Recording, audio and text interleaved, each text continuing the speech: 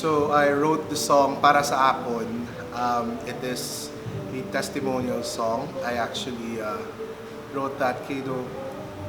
Imagine nun mo ang pagpalangga sa Ginoo sa bilugang kalibutan that He sent His only Son to die for all of us. So, yung padalaya ang iyang bugtong nga anak para akuon ang tanan nga sala sang bilog nga kalibutan. Imagine that one. Amo na nga do ako gambal ko nga sinugid man ko bala para panginmatyan mo ko nga sa krus mapalansang ka para lang matubos mo kabuhi namon nga mga makasasala.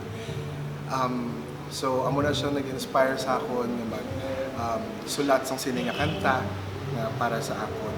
And inigid ang akon nga testimony sa life kung sino ka ano ka man nga klase makasasala.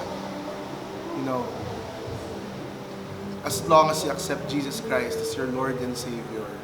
Maski diin ka pa kalabot, maski ano ka pa kadalom sa ditch or sa lutakan, butumon kagyapon sa Ginoo, amuya ka na kapalangga.